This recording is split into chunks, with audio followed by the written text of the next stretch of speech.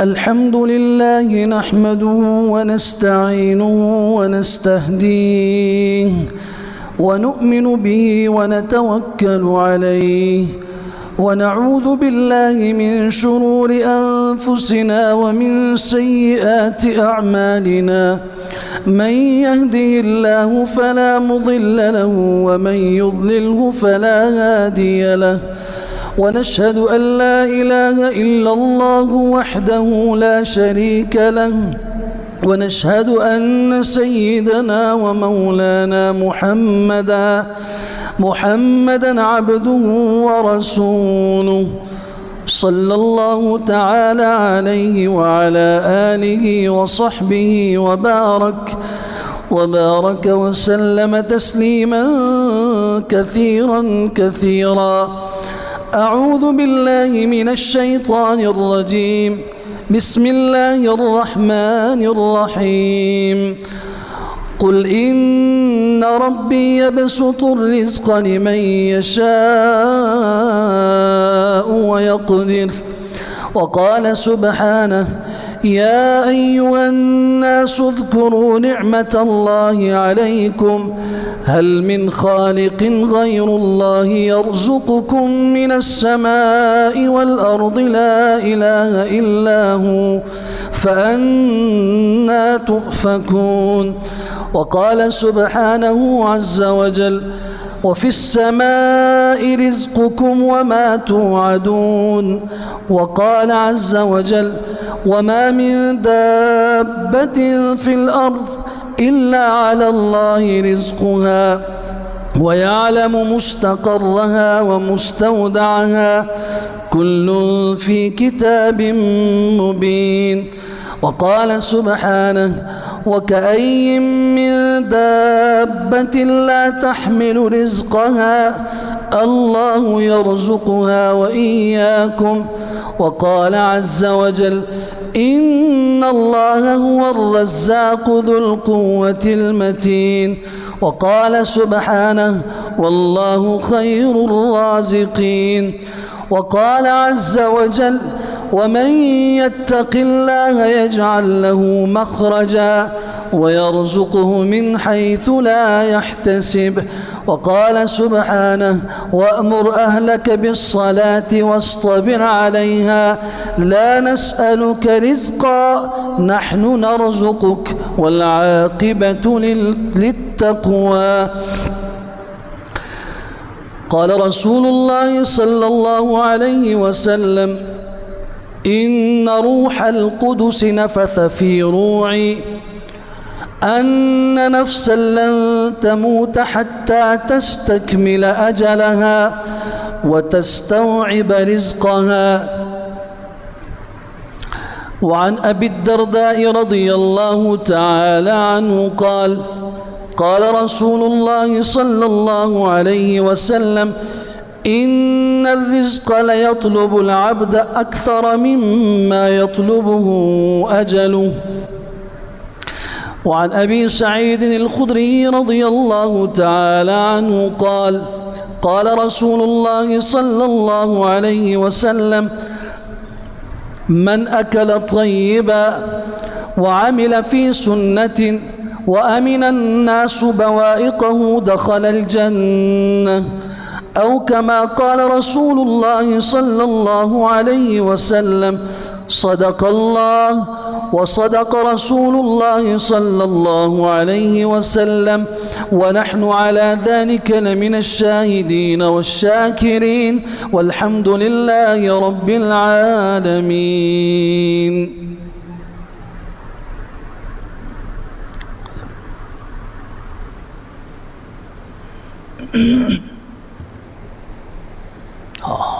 الله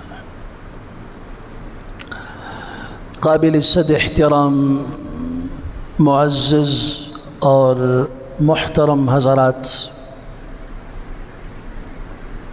दुनिया का हर इंसान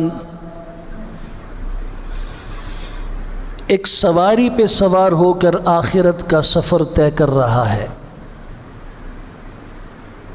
हर लम्हा, हर घड़ी, हर सात, हर मिनट ہر گھنٹہ وہ اپنی آخرت اور اپنی منزل کے قریب ہوتا جا رہا ہے۔ یہ سواری یا تو مالداری کی سواری ہے، کوئی مالداری کی سواری پر سوار ہو کے جا رہا ہے، کوئی فقر، تنگ دستی اور غربت کی سواری پہ سوار اپنی آخرت کی منزل کے قریب ہو رہا ہے۔ سیدنا عبداللہ ابن عمر رضی اللہ تعالیٰ عنہما فرمایا کرتے تھے، الغنا والفقر ناقتان على ایہما ارکب فلا ابالی۔ مالداری اور فقر، تنگ دستی دو سواریاں ہیں، ان میں سے جس سواری پر میں سوار ہو جاؤں مجھے کوئی پرواہ نہیں ہے، منزل ایک ہی ہے، جانا اس ایک ہی منزل کی طرف ہے۔ کیا فرق پڑتا ہے کہ زندگی کے 40، 50، 60، 70 برس فقر کی سواری پہ گزر جائیں یا مالداری کی سواری پر؟ ہر انسان جسے اللہ نے شعور دیا، سمجھ دی، خواہ وہ بوڑھا ہو، جوان ہو یا بلوغت میں قدم رکھے، اس کی صبح اور شام، اس کی زندگی ایک مقصد میں گزرتی ہے۔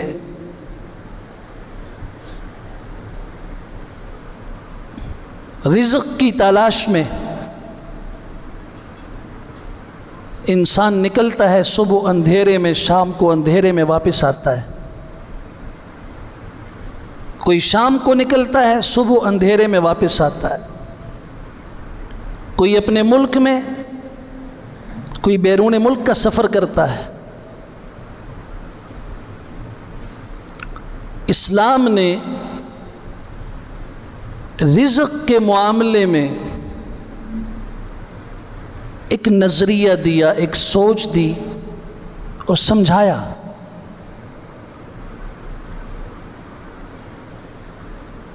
سب سے پہلی بات کہ رزق کی تقسیم اللہ کے ہاتھ میں ہے۔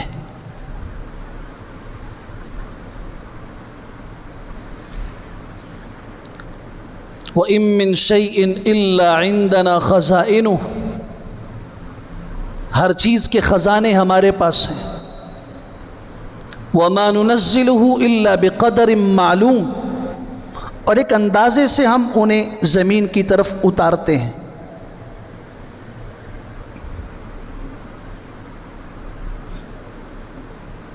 وَمَا مِن دَابَّةٍ فِي الْأَرْضِ إِلَّا عَلَى اللَّهِ رِزْقُهَا، زمین پہ رینگنے والا جو کیڑا ہوتا ہے اس کا رزق بھی اللہ کے ذمے ہے۔ 12ویں پارے کی پہلی آیت کا ٹکڑا ہے۔ یہ سوچ دی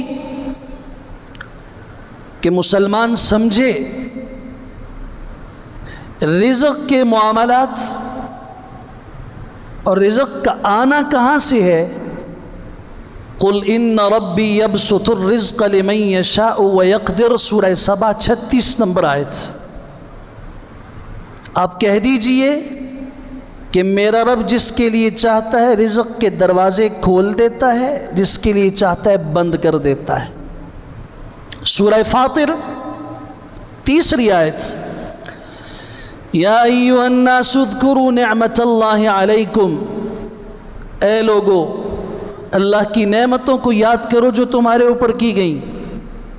سوال کیا گیا، هل من خالق غیر اللہ یرزقکم من السماء والارض، کیا کوئی اور خالق ہے آسمان و زمین میں جو تمہیں رزق دیتا ہو؟ کوئی اور ہے اللہ کے سوا جو تمہیں رزق دیتا ہو؟ ذہن بنایا جا رہا ہے کہ رزق اللہ کی طرف سے آئے گا۔ نحن قسمنا بینہم معیشتہم، ہم نے معیشت کو لوگوں کے بیچ میں تقسیم کیا ہے. وَكَأَيٍّ مِّن دَابَّةٍ لَّا تَحْمِلُ رِزْقَهَا اللَّهُ يَرْزُقُهَا وَإِيَّاكُمْ. کتنے چوپائے اور کتنے کیڑے مکوڑے اس زمین پہ ایسے رینگنے والے ہیں جو اپنے رزق کو اپنی پیٹھ پر اٹھا کے چل نہیں سکتے. اتنی چھوٹی سی مخلوق لا تحمل رزقها، وہ اپنا رزق اٹھا نہیں سکتے. اللہ یرزقها وإیاکم، اللہ انہیں بھی رزق دیتا ہے، اللہ تمہیں بھی دیتا ہے. ان اللہ هو الرزاق، رزاق اللہ ہی ہے. واللہ خیر الرازقین، بہترین رزق دینے والا اللہ ہے. وفی السماء رزقکم وما توعدون، تمہارا رزق آسمان میں ہے، جس کا تمہارے ساتھ وعدہ کیا گیا ہے وہ بھی آسمان میں ہے. یہ قرآن مجید ان آیات میں ایک ذہن بنا رہا ہے کہ پہلی بات یہ سمجھو، رزق آئے گا کہاں سے؟ رزق کے خزانے ہیں کس کے پاس؟ بلکہ ایک عجیب و غریب حدیث ہے سنن طبرانی میں، معجم طبرانی کے اندر، اور حسن درجے کی روایت ہے. سیدنا ابو درداء رضی اللہ عنہ فرماتے ہیں اللہ کے رسول صلی اللہ علیہ وسلم نے فرمایا ان الرزق لیطلب العبد اکثر مما یطلبه اجلہ. جس طرح موت انسان کا پیچھا کر رہی ہے، اس سے بڑھ کر رزق انسان کا پیچھا کرتا ہے. ہم میں سے ہر ایک کو یہ تو معلوم ہے کہ موت ہماری تلاش میں ہے، کہاں پہ آ جائے، کس وقت آ جائے، کس حال میں آ جائے، کسی کو بھی خبر نہیں. ابھی بات ہو رہی تھی، فوت ہو گیا. ابھی گھر سے سبزی کے لیے نکلا تھا، ٹھیک ٹھاک تھا، فوت ہو گیا. ابھی بحث و مباحثہ ہوا، معمولی سا گولی لگی، مار دیا گیا. جس طریقے سے موت انسان کا تعاقب کر رہی ہے، اس سے بڑھ کر رسول اللہ صلی اللہ علیہ وسلم نے فرمایا رزق انسان کا تعاقب کرتا ہے. لیکن ہمیں اس بات کا احساس نہیں ہے، ہمیں اس بات کا یقین نہیں ہے کہ رزق کا فیصلہ اللہ کی طرف سے ہوگا اور کیسے ہوگا. رسول اللہ صلی اللہ علیہ وسلم نے فرمایا ان روح القدس نفث فی روعی، جبرائیل علیہ السلام نے میرے دل میں یہ بات ڈالی، میرے دل میں یہ القاء کیا ان نفسا لن تموت حتى تستكمل اجلها وتستوعب رزقها. کوئی نفس، خواہ انسان ہو یا انسان کے علاوہ کوئی بھی ہو، کوئی بھی جاندار اس وقت تک نہیں مرے گا، اس وقت تک اس کو موت نہیں آئے گی جب تک وہ اللہ کی طرف سے طے شدہ زندگی گزار نہ لے اور اپنا رزق پورے طریقے سے حاصل نہ کر لے. اسے رزق پورا ملے گا تب اس کی موت آئے گی، اور جب موت آئے گی تو رزق اس کا ختم ہو چکا ہوگا اس جہان سے. پہلا تصور اسلام نے رزق کے معاملے میں یہ دیا کہ یہ بات ذہن کے اندر بٹھاؤ اور یقین بٹھاؤ کہ رزق اللہ کی طرف سے آئے گا. دوسری بات یہ سمجھائی گئی کہ اللہ کی طرف سے رزق آئے گا تو کیسے آئے گا.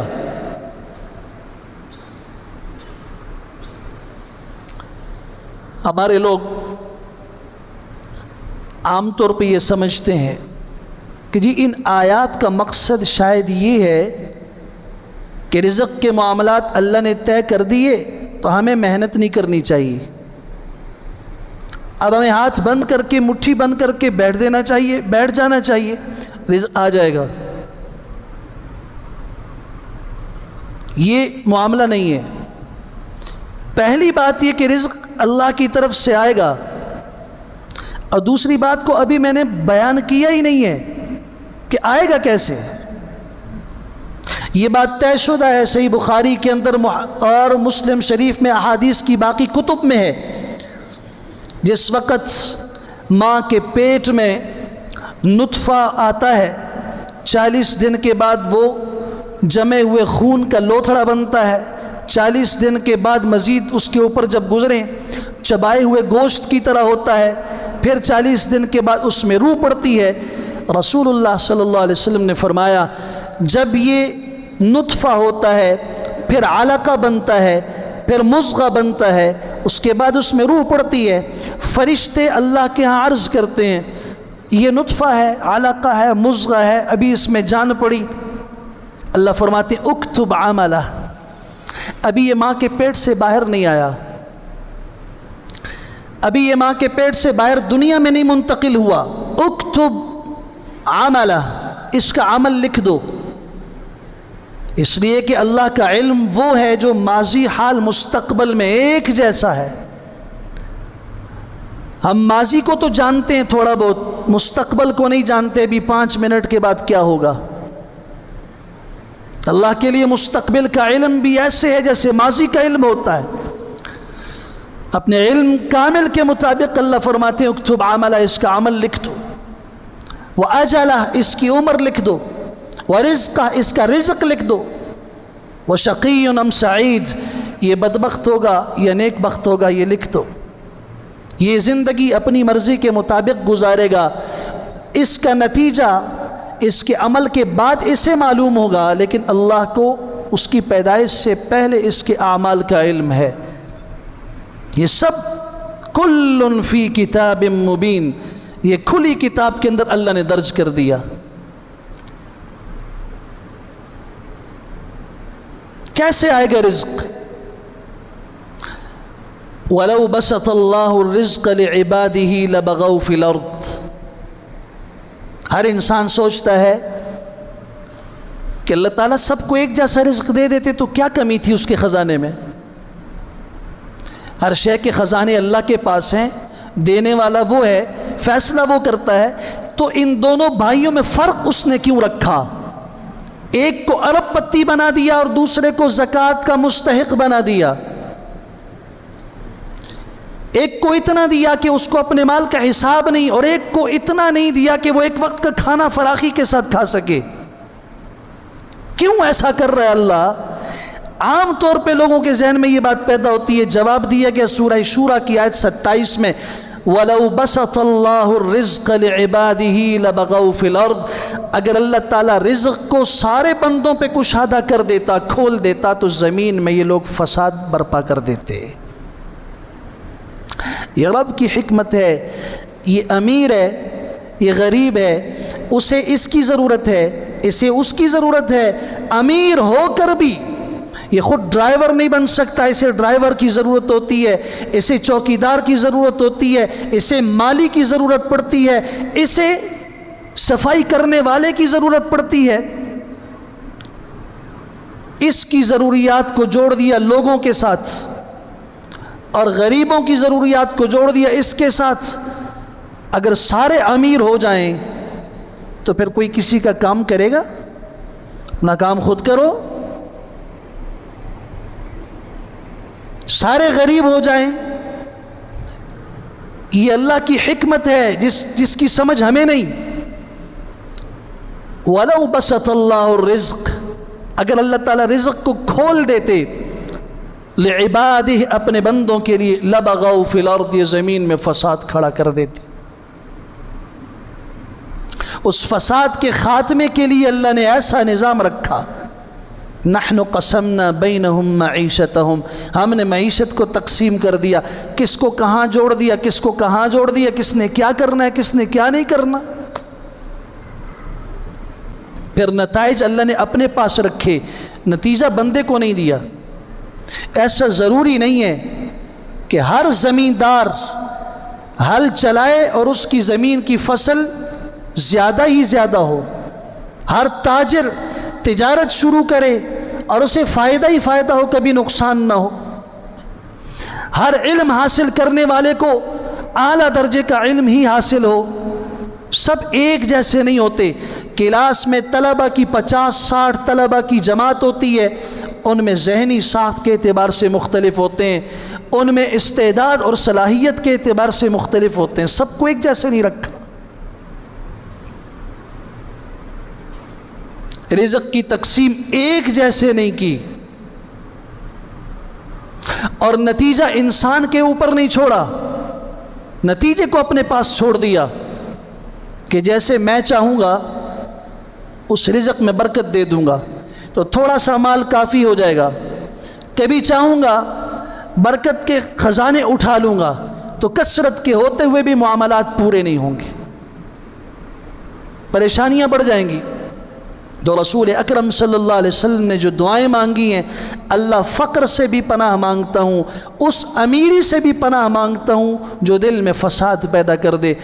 الغنا لیس بالمال ولکن غنا بالقلب، مالداری اس کا نام نہیں ہے کہ جس کے پاس مال زیادہ ہو. تو رسول اللہ صلی اللہ علیہ وسلم نے فرمایا مالدار تو وہ ہے جو دل کا مالدار ہو. الغنا غنا القلب. یاد رکھیے بزرگی کا تعلق عمر سے نہیں ہے، بزرگی کا تعلق عمل سے ہے. 60 سال کا بزرگ 70 سال کا بزرگ ہے، ساری زندگی میں انجینئر بنا، ڈاکٹر بنا، سب کچھ بنا، لیکن زندگی میں اس نے اپنے کلمہ طیبہ جو بنیاد ہے لا الہ الا اللہ محمد الرسول اللہ، اس کو محنت کر کے نہیں سیکھا. نماز اس نے نہیں سیکھی، قرآن مجید کی تلاوت سے وہ غافل ہے، احکام شریعت کو جانتا تک نہیں ہے. آپ کیا سمجھیں گے 70 سال کا یہ بابا بزرگ ہے؟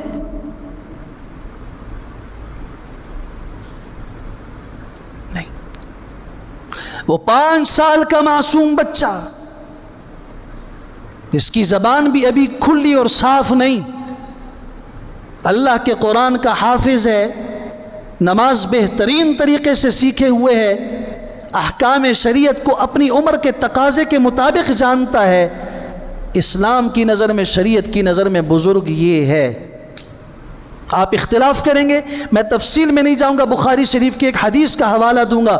عمر بن سلمہ 7 سال کی عمر میں ہے رضی اللہ تعالیٰ عنہ، صرف 7 سال کی عمر میں قوم کو امام کی ضرورت پڑی. قوم ابھی مسلمان ہوئی، ہمیں امام دیجئے. یہ بچہ اللہ کے رسول صلی اللہ علیہ وسلم سے کہتا ہے مجھے قرآن مجید آتا ہے جو آپ پہ نازل ہوتا ہے. سب اس کی طرف دیکھتے ہیں، باپ ابھی مسلمان ہو رہا ہے، قوم کے بڑے ابھی مسلمان ہو رہے ہیں، اور یہ چھوٹا سا 7 سال کا بچہ کہتا ہے مجھے قرآن آتا ہے. اس نے کہا ہاں اللہ کی قسم آتا ہے. اس نے جو آیتیں سیکھی تھیں حضور صلی اللہ علیہ وسلم کو سنا دی. کیسے سیکھی تم نے، کس سے سیکھی؟ بکریاں چراتا تھا جنگل میں، راستے سے قافلہ گزرا. کدھر جا رہے ہو؟ مدینہ منورہ کی طرف جا رہے ہیں. کیوں؟ وہاں اللہ کے ایک رسول ہیں، نبی ہیں، ان کی خدمت میں جا رہے ہیں. 7 سال کی عمر کے بچے کو اللہ نے سمجھا دیا، وعدہ لیا ان سے واپسی پر اسی راستے سے آؤ گے اور مجھے ان کی باتیں سمجھاؤ گے اور سکھاؤ گے. قرآن مجید ان سے سیکھا، اور قافلہ گزر رہا ہے، واپس آ رہا ہے، ان سے قرآن سیکھ رہا ہے. یہ بچہ 7 سال کی عمر میں معتد بہا کافی حصہ یاد کر کے اللہ کے رسول صلی اللہ علیہ وسلم کو سنایا. آپ نے ایک بہت بڑی عزت دی. قوم نے کہا ہمیں اب امام دیجئے جو ہمیں قرآن بھی سکھائے اور نماز بھی پڑھائے. اللہ کے رسول صلی اللہ علیہ وسلم نے فرمایا اس سے بڑھ کر کس امام کی تمہیں ضرورت ہے؟ 7 سال کی عمر میں ہم بچے کو سب سے پیچھے کر دیتے ہیں، اس کے پیچھے کر دیتے ہیں، یہاں تک کہ مسجد جب بھر جائے اس بچے کے متعلق کہا جاتا ہے تم گھر میں چلے جاؤ، جگہ تنگ ہے. اب اللہ کے رسول صلی اللہ علیہ وسلم فرماتے ہیں کہ تمہاری اس پوری قوم کا امام عمر بن سلمہ ہوگا. 7 سال کی عمر میں امام مقرر کیا گیا.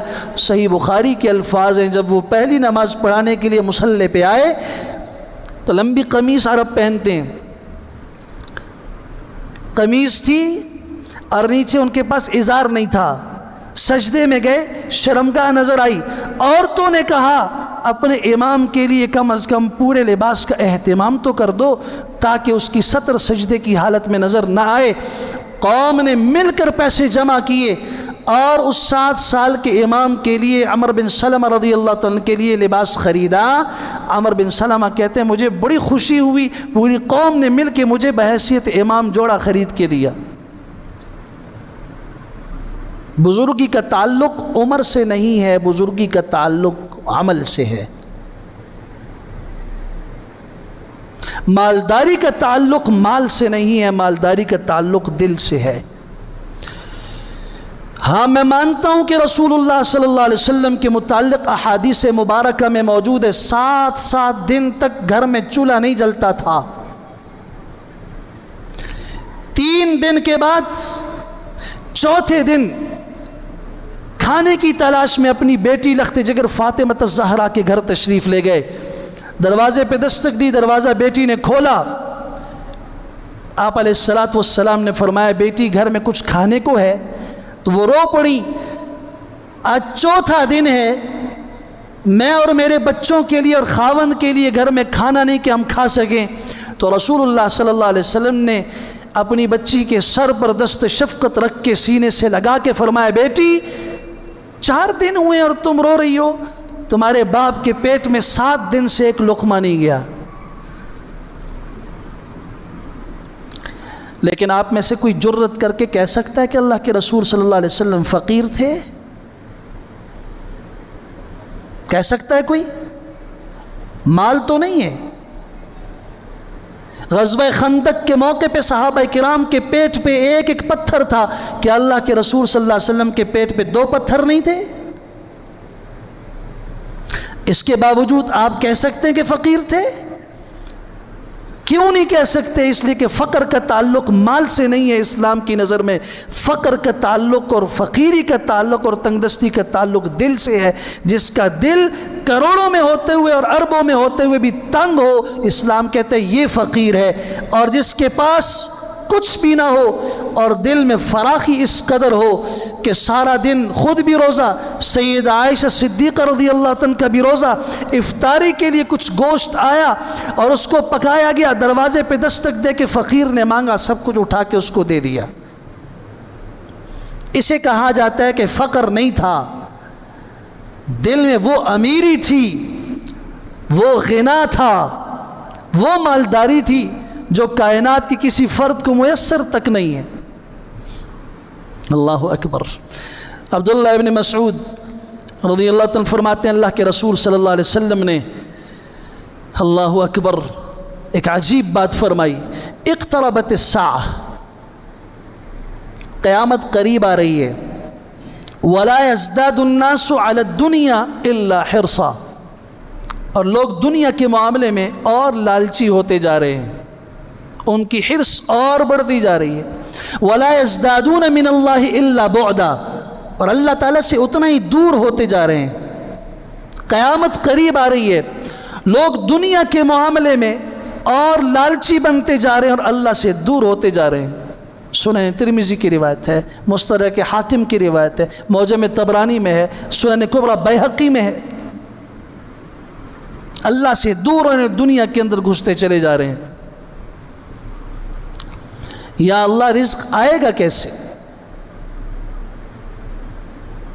فیصلہ تو ہم نے کر لیا، ہم نے مان لیا، ہم نے یقین کر لیا، آپ کا قرآن کہہ رہا ہے کہ رزق اللہ کے ہاں سے ہے، ہمیں یقین ہے کہ رزق آپ کے ہاں سے ہے، آئے گا کیسے؟ اس سے پہلے یہ بات سمجھ لیجئے، جس زمانے میں ہم گزر رہے ہیں فتنوں کا دور ہے، آئے دن فتنے بڑھتے چلے جا رہے ہیں۔ آپ علیہ السلام نے فرمایا یأتی علی الناس زمان، لوگوں پہ ایک زمانہ آنے والا ہے، 3 چیزوں سے زیادہ بڑھ کر معزز کوئی چیز نہیں ہوگی اور وہ ناپید ہوگی۔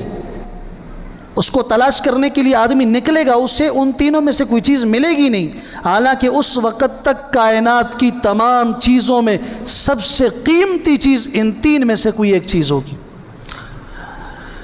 لا يكون فيه شيء اعز من 3، 3 چیزوں سے بڑھ کر کوئی چیز معزز نہیں ہوگی، قیمتی نہیں ہوگی۔ پہلی چیز الدرہم الحلال، حلال کا 1 روپیہ، یہ کائنات میں سب سے قیمتی دولت ہوگی حلال کا 1 درہم، لیکن ناپید ہوگا۔ وَأَخٌ يُسْتَأْنَسُ بِهِ، اور وہ بھائی جس کے ساتھ محبت کی جائے، جس کے ساتھ تعلق رکھا جائے۔ کائنات میں اپنے بھائی سے محبت سے بڑھ کر کوئی چیز معزز اور محترم نہیں ہے، لیکن ناپید ہوگی۔ میں نہیں کہتا کہ آج یہ زمانہ من وعن ہمارے اوپر آ چکا ہے، آ رہا ہے۔ سب سے محبوب چیز بھائی کی محبت ہوگی، اس کے ساتھ محبت کرنے والا کوئی نہیں ہوگا۔ اور تیسری چیز جو رسول اکرم صلی اللہ علیہ وسلم نے فرمائی سب سے قیمتی ہوگی، سنت یعمل بها، میری وہ سنت جس پر عمل کیا جائے۔ یہ روئے زمین پر اللہ کے ہاں سب سے قیمتی دولت ہوگی، لیکن اس پر عمل کرنے والا کوئی ہوگا نہیں، بلکہ حالات اس سے بھی بدتر ہوں گے۔ لَيَأْتِيَنَّ عَلَىٰ أُمَّتِي زَمَانٌ لَا يُبَالِ الْمَرْءُ مَا أَخَذَ مِنَ الْحَلَالِ أَم مِّنَ الْحَرَامِ، آپ نے فرمایا میری امت پہ ضرور ایسا وقت آئے گا، کسی شخص کو اس بات کی پرواہ نہیں ہوگی کہ وہ جو لے رہا ہے حلال کا بھی ہے یا حرام کا ہے۔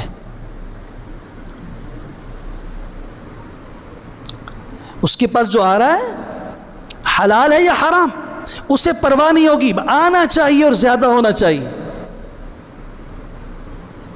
ایسے بدترین حالات اس زمین پر آئیں گے، اور اگر آج محسوس کیا جائے تو کسی مسلمان اور کسی شعبے کے بارے میں بدگمانی نہیں کر رہا، لیکن اللہ کی قسم اللہ کی قسم اللہ کی قسم شکر ادا کرتا ہوں اپنے رب کا کہ اللہ نے ہمیں جس نعمت کے ساتھ جوڑا، اپنی اس رحمت کی چھتری کے نیچے جمع کیا، اس کے اندر رہتے ہوئے فتنوں سے جو عافیت ہے، باہر نکل کر کسی شعبے میں وہ عافیت موجود نہیں ہے۔ 3 بار قسم کھا کے کہہ چکا ہوں میں، جتنی عافیت اللہ نے اس ماحول میں رکھی، یہاں سے باہر نکل کر بدگمانی کسی کے متعلق نہیں کر رہا۔ واسطہ پڑے تو پتہ چل جائے گا آپ کو۔ ایسے بدترین حالات آئیں گے، کرنا کیا ہے؟ فرمایا ایمان والوں نے وہی کرنا ہے جو اللہ کے پیغمبروں نے کیا تھا۔ رزق کے معاملے میں وہی راستہ اختیار کرو گے تو عافیت ملے گی، دنیا میں بھی اور آخرت کے اندر بھی، جس راستے پر انبیاء اور سلف چلے تھے۔ کون سا راستہ تھا؟ آپ اٹھائیے قرآن کی سورۃ المؤمنون آیت 51، یا ایھا الرسل کلوا من الطیبات واعملوا صالحا، اے پیغمبرو، آپ جانتے ہیں انسانیت میں سب سے مقدس ترین طبقہ انبیاء کا ہے، ان میں بھی چنے ہوئے رسول کہلاتے ہیں جن کا درجہ انبیاء سے اوپر ہوتا ہے۔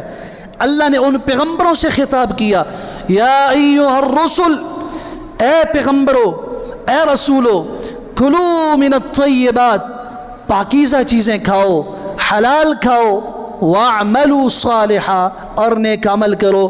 علماء کہتے ہیں نیک عمل کا تذکرہ بعد میں کیا، رزق حلال کا پہلے کیا، اس لیے کہ جب تک پیٹ میں جانے والا اور ہاتھ میں آنے والا لقمہ اور روپیہ حلال کا نہیں ہوگا، عمل صالح ہو ہی نہیں سکتا، اور اگر ہوگا بھی جان سے خالی ہوگا، روح سے خالی ہوگا، لذت اور مٹھاس سے خالی ہوگا۔ میں سنن ترمذی کی روایت اس آیت کی تشریح میں عرض کر رہا ہوں، اللہ کے رسول صلی اللہ علیہ وسلم نے فرمایا، رب اشعث اغبر، بہت سارے مسافر، ایک ایک لفظ پہ غور کیجئے، بہت سے مسافر، مسافر وہ ہے جس کی دعا اللہ تعالی رد نہیں فرماتے۔ 3 لوگ ایسے ہیں، آپ علیہ السلام نے فرمایا، لا ترد دعاء المسافر والمظلوم والعادل، ایک مسافر ہے، اس کی دعا اللہ تعالیٰ ضرور قبول فرماتے ہیں، گھر بار سے دور ہے، عزیزوں سے دور ہے، اللہ کے تو قریب ہے نا، اللہ تو نہیں بھولتا کسی کو، دست شفقت رکھنے والا باپ موجود نہیں، بھائی موجود نہیں، بیوی نہیں، کوئی بھی نہیں، اللہ ہے، اس کی دعا اللہ رد نہیں فرماتے، مظلوم کی دعا اللہ رد نہیں فرماتے، اور وہ منصف حکمران جو انصاف سے کام لے اللہ تعالیٰ اس کی دعا کو رد نہیں فرماتے۔ یہ مسافر بھی ہے، اشعث اغبر، پراگندہ حال ہے، پھٹے پرانے کپڑے ہیں، بکھرے بال ہیں، ہر طرف سے اتنا فقیر، مظلوم، مسکین، بیچارہ ہے کہ دنیا کا ہر آدمی سخت سے سخت دل بھی اس پہ ترس کھائے، یہ ہاتھ پھیلا کے، جولی پھیلا کے اللہ سے دعا کرتا ہے، یا رب یا رب یا رب۔ اللہ تعالیٰ اس کی دعا قبول نہیں فرماتے اور کبھی بھی نہیں فرمائیں گے۔ فَأَنَّا يُسْتَجَابُ، کیوں اللہ اس کی دعا کو قبول فرمائیں؟ رسول اللہ صلی اللہ علیہ وسلم نے فرمایا، لِأَنَّ مَأْكَلَهُ حرام وَمَشْرَبَهُ حرام وَمَلْبَسَهُ حرام، اس کا کھانا بھی حرام کا ہے، اس کا پینا بھی حرام کا ہے، اس کا لباس بھی حرام کا ہے، فَأَنَّا يُسْتَجَابُ، اس کی دعا کیسے قبول کی جائے؟ دعا عبادت کا مغز ہے، وہ دعا بھی قبول نہیں ہے اس وقت جب تک رزق حلال کا نہ ہو، لقمہ حلال کا نہ ہو۔ جو پیغمبر صلی اللہ علیہ وسلم سے لے کر اللہ نے تمام پیغمبروں کو حکم دیا، وہی حکم مجھے اور آپ کو بھی دیا، یا ایھا الناس یا ایھا الذین آمنوا کلوا من طیبات ما رزقناکم، تم اللہ کی دی ہوئی پاکیزہ اور حلال چیزوں کو کھاؤ۔ ابو سعید خدری رضی اللہ عنہ فرماتے ہیں، اللہ کے رسول صلی اللہ علیہ وسلم نے فرمایا، من اکل طیبا، جس نے پاکیزہ چیز کھائی، پاکیزہ مال کھایا اور سنت پہ عمل کیا، اور لوگ اس کی تکلیفوں سے، اس کی ایذاؤں سے محفوظ رہے، یہ تین کام کرنے والا شخص دخل الجنہ، اللہ کے رسول صلی اللہ علیہ وسلم نے فرمایا جنت جائے گا۔ اس کا پہلا قدم کیا ہے؟ من اکل طیبا، پاکیزہ چیز کھانی ہے، حرام نہیں۔ کیسے کھانی ہے؟ رزق آئے گا کیسے؟ سب سے پہلی بات احتیاط ہوگی، جس کو ہم تقوی کہتے ہیں۔ تقوی کا معنی ہے پرہیزگاری۔ پرہیز میں کام کرنا نہیں ہوتا، نہ کرنا ہوتا ہے۔ ڈاکٹر کہتے ہیں یہ دوائی کھائیں اور یہ پرہیز کریں، مطلب یہ نہ کھائیں، وہ نہ کھائیں، وہ نہ کھائیں، جسے میں کہہ رہا ہوں احتیاط۔ سورہ طلاق 28واں پارہ ہے، اس کی آیت نمبر 3 کھول کے پڑھیے، وَمَن يَتَّقِ اللَّهَ، جو اللہ تعالیٰ سے ڈرتا ہے، تقوی اختیار کرتا ہے، یجعل لہ مخرجا، اللہ اس کے لیے بند راستے کھول دیتا ہے، اللہ اس کے لیے راستے آسان کر دیتا ہے، بند راستے کھول دیتا ہے، وَيَرْزُقْهُ مِنْ حَيْثُ لَا يَحْتَسِبْ، اللہ اسے وہاں سے رزق دیتا ہے جہاں سے اس کو گمان بھی نہیں ہوگا۔ سبحان اللہ۔ یعنی آپ جو کوشش کر رہے ہیں، دکان کھول کے، ہل چلا کے، زمینداری کر کے، باغبانی کر کے، ملازمت کر کے، تجارت کر کے، آپ جو محنت کر رہے ہیں وہ تو آپ جانتے ہیں کہ مجھے اپنی اس محنت کا فلاں صلہ ملے گا، نہیں، وہ تو ملے گا، اللہ وہاں سے رزق دے گا، من حیث لا یحتسب، جہاں سے بندے کو گمان بھی نہیں ہوگا، خیال بھی نہیں آئے گا، وہاں سے اللہ رزق دے دے گا۔ شرط کیا ہے؟ احتیاط۔ کس سے احتیاط؟ رسول اللہ صلی اللہ علیہ وسلم نے فرمایا، صحیح بخاری کی روایت، الحلال بین والحرام بین، حلال واضح ہے، حرام بھی واضح ہے، وبینہما امور مشتبہات، اس حلال اور حرام کے بیچ میں کچھ کام ہیں جو مشتبہ ہیں۔ آپ نے فرمایا جو ان مشتبہ چیزوں کو چھوڑ دے، شک والی چیزوں کو چھوڑ دے، فقط استبرأ لدینہ ولعرضہ، اس کا دین بھی محفوظ ہو جائے گا، اس کی عزت بھی اللہ محفوظ فرما دیں گے۔ شبہ والی چیز جس میں کھٹکا پڑ جائے، اس سے بچے گا، دین بھی محفوظ رہے گا، عزت بھی محفوظ رہے گی۔ اور ومن وقع فی الشبہات وقع فی الحرام، آپ نے فرمایا جس نے ان شبہات سے بچنے کی کوشش نہیں کی، ان مشتبہ چیزوں کو اختیار کیا، وہ حرام کے اندر پڑ گیا۔ پھر آپ نے زبردست مثال دی، آپ نے فرمایا ایک باڑ ہے فصل کے کنارے پر، اگر اس باڑ کو کوئی بھی جانور منہ لگا لے، آہستہ آہستہ کر کے وہ باڑ کو کراس کر کے آگے اس فصل میں داخل ہو کے اس کا نقصان کرے گا۔ فرمایا جو مشتبہ کاموں میں پڑھ کے یوں مشغول رہے گا آہستہ آہستہ کر کے، پھر اس کے دل کے اندر اس کی حس ختم ہو جائے گی اور وہ حرام کے اندر بھی پڑ جائے گا۔ ہاں، تقوی سے رزق آئے گا۔ حضور اقدس صلی اللہ علیہ وسلم حضرت حسن کی انگلی پکڑ کے جا رہے ہیں رضی اللہ تعالیٰ عنہ۔ یہ روایت ہے حلیۃ الاولیاء ابو نعیم اصفہانی کی، صحیح سند کے ساتھ۔ انگلی سے پکڑ کے آپ علیہ السلام لے جا رہے ہیں، چھوٹے بچے ہیں حضرت حسن۔ راستے میں ایک کھجور زمین پہ پڑی ہوئی تھی، حضرت حسن بچے تھے، اس کو اٹھا کے منہ میں ڈال دیا، چبایا، حلق سے اتارا۔ رسول اللہ صلی اللہ علیہ وسلم نے فوراً قے کروائی۔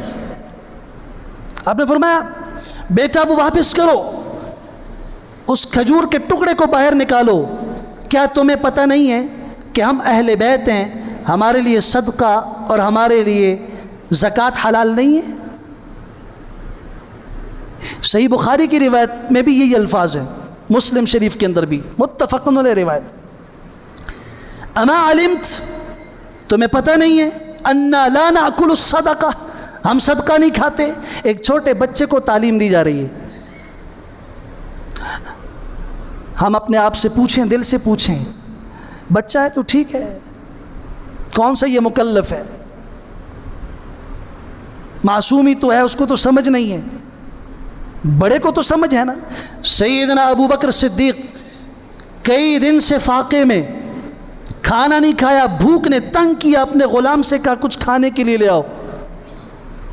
غلام نکلا اور کچھ کھانا لے کر آیا۔ حضرت نے وہ کھانا فوراً شروع کیا، ایک لقمہ لیا، اس آدمی نے سوال کیا، غلام نے، حضرت ہمیشہ جب بھی میں کچھ لاتا تھا آپ ہمیشہ پوچھتے تھے کہاں سے لائے ہو، آج پہلی دفعہ آپ نے پوچھا ہی نہیں اور فوراً کھا لیا۔ آپ نے فرمایا بھوک نے اتنا تنگ کیا، خیال ہی نہیں رہا، اب بتاؤ کہاں سے لائے ہو۔ میں زمانہ جاہلیت میں، اسلام سے پہلے میں دم درود کیا کرتا تھا، منتر جس کو کہتے ہیں، ظاہر ہے اسلام سے پہلے جو ہے منتر ہے، جھاڑ پھونک کیا کرتا تھا، فلاں آدمی کے اوپر میں نے جھاڑ پھونک کی، منتر کیا، اس کی کچھ رقم باقی تھی، اس کا ہدیہ، اس کے بدلے میں معاوضہ باقی تھا، آج اس نے دیا ہے، اس سے کھانا لے کے آپ کی خدمت میں لایا ہوں۔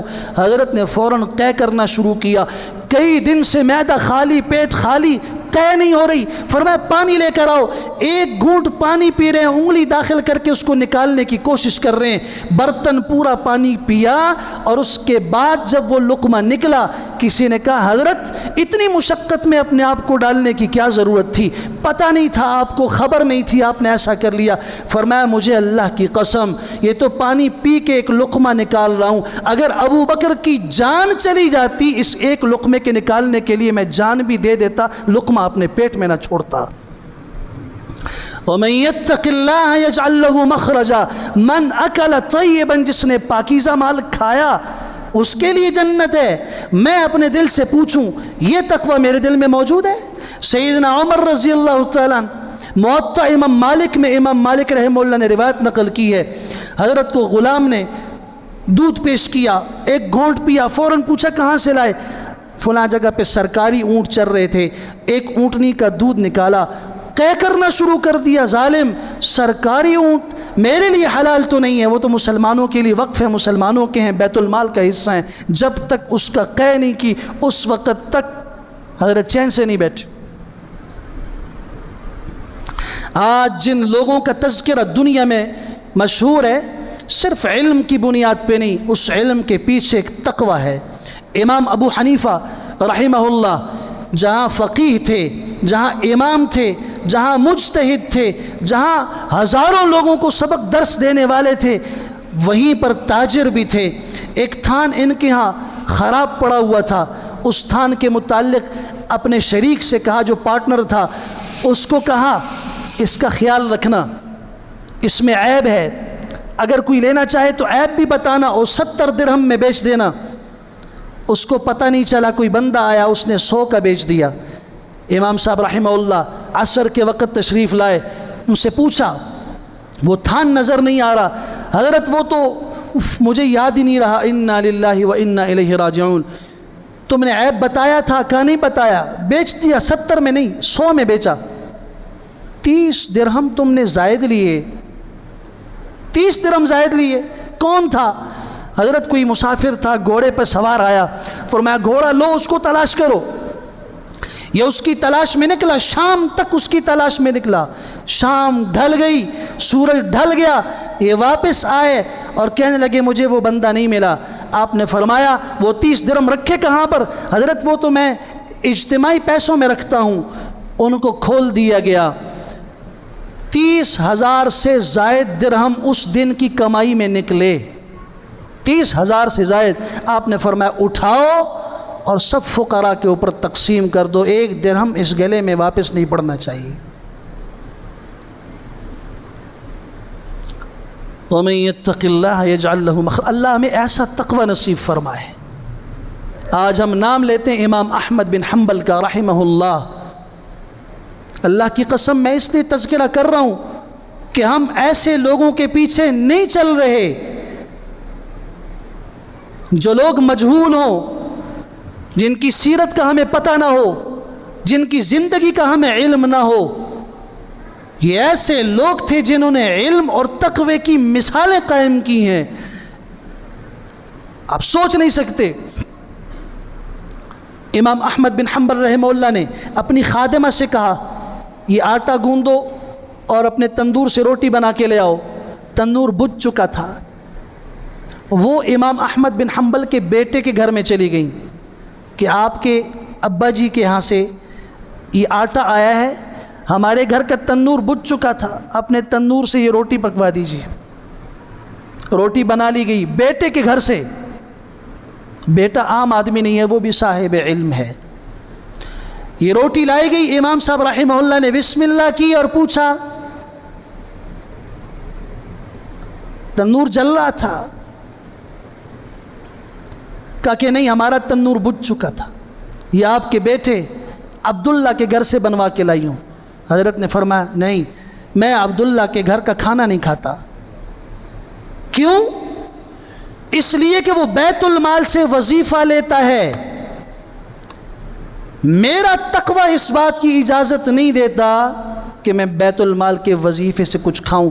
عرض کر دوں، بیت المال کا وظیفہ ان کے بیٹے کے لیے جائز تھا، حلال تھا، اس میں کوئی شبہ نہیں تھا، لیکن تقوی کے اعلیٰ درجے پر باپ فائز ہے۔ میں مشتبہ چیز نہیں کھانا چاہتا، جاؤ فقراء کو دو، لیکن ساتھ کہہ دینا کہ احمد بن حنبل نے یہ روٹی نہیں کھائی، تم کھانا چاہتے ہو تو لو۔ یہ بھی بددیانتی ہے کہ خود آدمی چیز نہ کھائے اور کو دے، یہ کہہ دینا انہوں نے نہیں کھایا۔ سبحان اللہ، اس وقت بغداد کے فقیر بھی ایسے تقوی والے تھے، ایک فقیر نے لقمہ نہیں لیا۔ احمد بن حنبل اگر نہیں کھاتے تو ہم بھی نہیں کھائیں گے۔ اس خادمہ نے وہ روٹی کے ٹکڑے شام کو جا کے دریا میں پھینکے اور امام صاحب کو آ کے اطلاع دی، کوئی فقیر نہیں لے رہا تھا، میں نے روٹی اس دریا میں پھینکی۔ اللہ اکبر۔ صاحب مرقات ملا علی قاری رحمہ اللہ نے مشکات المصابیح جو حدیث کی کتاب ہے، اس کی شرح مرقات المفاتیح کے اندر کتاب الزکوٰۃ باب من لا تحل علیہ الصدقہ کے اندر یہ بات نقل کی ہے امام احمد بن حنبل کے تذکرے میں۔ جو خوبصورت جملہ حضرت نے فرمایا وہ دل کی تختیوں پہ لکھو۔ آپ نے فرمایا کہ اللہ کی قسم اب میں زندگی بھر مچھلی نہیں کھاؤں گا، زندگی بھر مچھلی نہیں کھاؤں گا۔ ہو سکتا ہے کہ یہ مشتبہ لقمہ اس مچھلی کے پیٹ میں گیا ہو جو میرے پیٹ کا حصہ بن جائے۔ یہ باتیں آج ہمیں عنقا نظر آتی ہیں، المسلمان سمجھتا ہے یہ بڑی آسانی کے ساتھ۔ آج دیانت میں ہم اتنے نیچے گر چکے ہیں، ہم دیانت میں یورپ کی مثالیں دیتے ہیں، چائنا کی مثالیں دیتے ہیں، امریکہ کی مثالیں دیتے ہیں، وہاں کے لوگ اتنے سچے ہیں، وہاں کے تاجر اتنے کھرے ہیں۔ اللہ اکبر، اپنے اسلاف کو پڑھو، صحابہ کو پڑھو، انبیاء کو پڑھو، بعد کے امت کے ائمہ کو پڑھو، یہ لوگ کیسے گزرے ہیں۔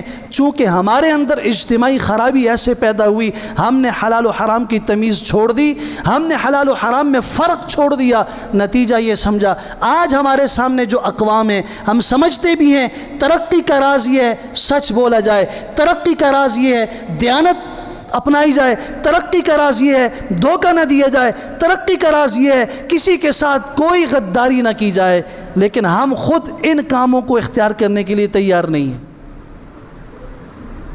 اللہ تعالیٰ ہمیں ہوش نصیب فرمائے۔ اللہ اس عورت کی طرح بنائے جو عورت اپنے گھر میں آٹا گوندھ رہی ہے اور اس کے کانوں میں آواز پڑی کہ آپ کا شوہر فوت ہو چکا ہے، وہیں پہ آٹا چھوڑ دیا، اٹھ گئی،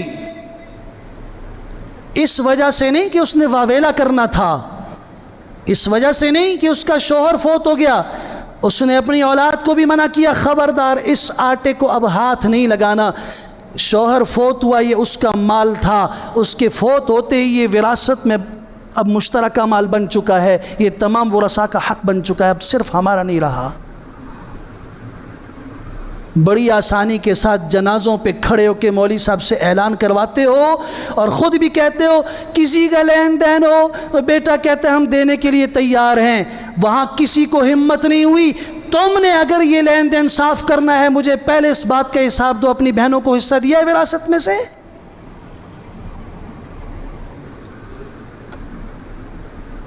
تمہارا باپ فوت ہوا، کہتے نہیں کہتے ہم سب جس کا لین دین ہو جی ہم حساب چکانے کے لیے تیار ہیں۔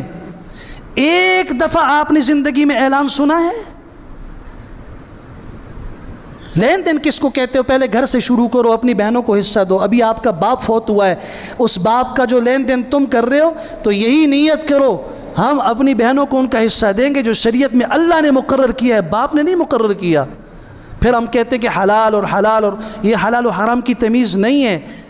اللہ تعالی ہمیں سمجھ نصیب فرمائے، اللہ رزق حلال کے راستے پہ ہمیں چلائے۔ وآخر دعوانا ان الحمد للہ رب العالمین۔